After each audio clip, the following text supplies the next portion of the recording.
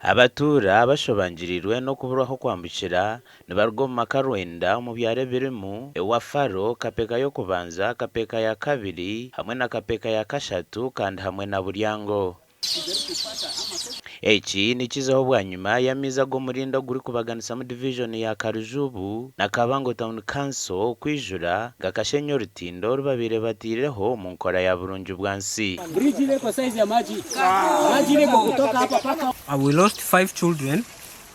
These children, they were coming from Buliang Primary School, coming back home. That day it had rained heavily. Wana barabara iko mzuri, awa nitafurahi.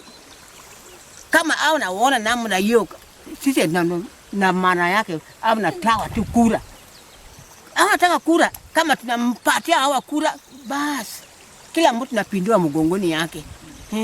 Abatuura bagamba ngu obwa hati n'abana babo tubinaho kuraba barukuzaha amashomero ekintu ekichumbagize by'enshoma. They are not going because of the fear. They can't pass through the water. Because I remember like some 2 years back we lost like 5 children. This water took them and they lost their lives. Kwa hivyo tunaomba government aona mzuri mwaka hii wafungua macho Kapeka 1, 2, 3 paka wafala.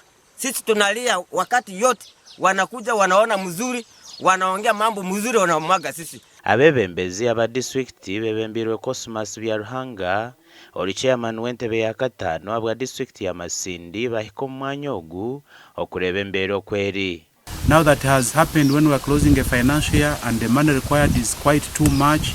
We are talking of not less than 150 million or 350 million for a permanent solution.